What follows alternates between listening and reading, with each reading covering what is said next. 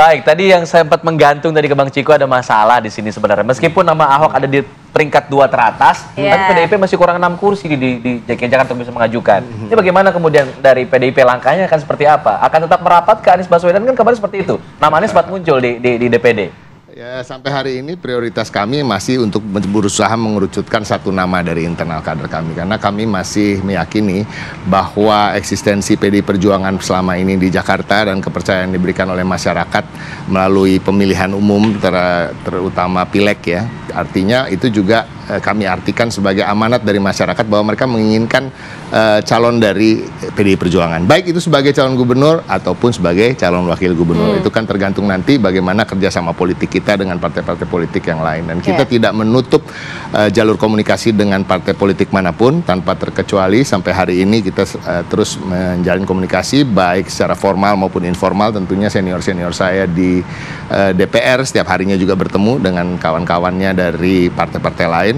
Namun itu tadi kita masih betul-betul direpotkan nih bagaimana memilih di antara kader-kader terbaik kami yang namanya sudah kami gulirkan ke masyarakat juga. Ada nama Pak Ahok, ada nama Pak Jarot, ada nama Pak Andika, ada nama Bu Risma, dan terkait dengan Pak Anies Baswedan, memang itu juga masih dibicarakan terus di DPP. Jadi kalaupun ada kemungkinan untuk bergabung dan kemudian berkoalisi atau bekerja sama politik, ya tentunya salah satunya dengan Pak Anies Baswedan. Jadi semuanya masih cair, tapi memang menarik apa yang menjadi hasil survei Litbang Kompas, karena itu juga kami melihat survei-survei itu sebelum ini kami juga menggelar survei dan memang selalu antara Pak Anies dan Pak Ahok, kemudian Ridwan Kamil berada agak di bawah lah gitu ya.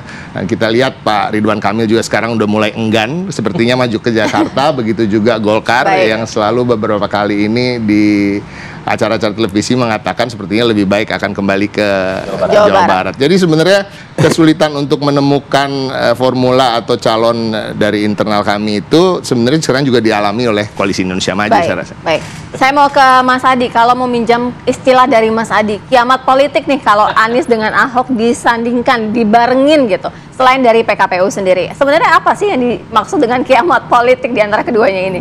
Itu dulu lah. Kita dulu memang melihat Ahok dan Anies itu adalah dua segmen politik yang memang saling berhadap-hadapan. Karena Ahok itu dulu diasosiasikan sebagai kubu penguasa, sementara Anies adalah antitesa sebagai oposisi yang kemudian selalu head to head. Tapi kan segmentasi dan pergerakan politik kita belakangan ini kan berubah. Saya melihat rivalitas Ahok dan Anies itu tidak akan terulang seperti 2017. Justru yang jadi common enemy itu adalah Kaisang. Makanya Bang Ges itu kalau ditanya Anies dan Ahok agak soft. Beda kalau Kaisang ceritanya agak gaspol. Kenapa jadi common enemy, kenapa? Ya karena memang ini persoalan bagaimana proses politik di 2024 yang dinilai prosesnya itu tidak sesuai dengan kaidah-kaidah demokrasi. Ada pelanggaran etik dan seterusnya. Oleh karena itu, saya justru melihat ada kecenderungan di pilkada ini belakangan akan muncul 3 kekuatan politik besar yang kemungkinan akan maju. Yaitu kubunya Anies Baswedan. Mungkin nanti PKS dengan Nasdem lah yang akan memajukan duet proposal politik antara Anies dan Sohibul Iman. Mungkin dari kubu Kim, tinggal kita tunggu apakah Ridwan Kamil ataukah yang lain. Meski di internal Kim sebenarnya belum ada yang relatif confident untuk menantang Anies dan Ahok. Kita tahu sebenarnya bahwa RK ini relatif kompetitif jika disorongkan di Jakarta. Karena elektabilitasnya masuk 3 besar. Tapi sangat kelihatan sekali Golkar nggak mau. Makanya Pak Erlangga Hartarto waktu ketemu dengan Kaisang nyebut duet antara Kaisang dan Babalu. Bagi saya itu sebagai bentuk penolakan. Jangan ada lagi cerita Ridwan Kamil di Jakarta. Tapi kan Kaisang nggak berhenti. Menggoda lagi Pak. Kalau Ridwan Kamil bosan di Jawa Barat, boleh tuh tantangan baru di Jakarta.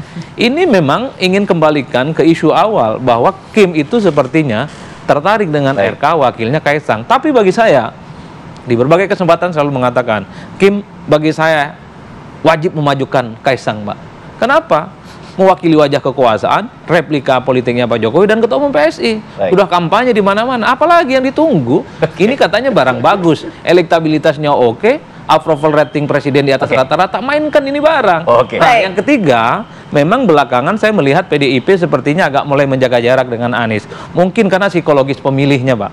Karena tentu PDIP ini tidak mau bahwa pemilihnya yang cukup solid di berbagai tempat, ini nggak nyaman kalau kemudian bergandengan dengan Anies. Hati-hati At the end of the day-nya, saya justru melihat Anies versus Ahok ini friendly match. Tapi Anies, Ahok versus Kaisang, ini big match.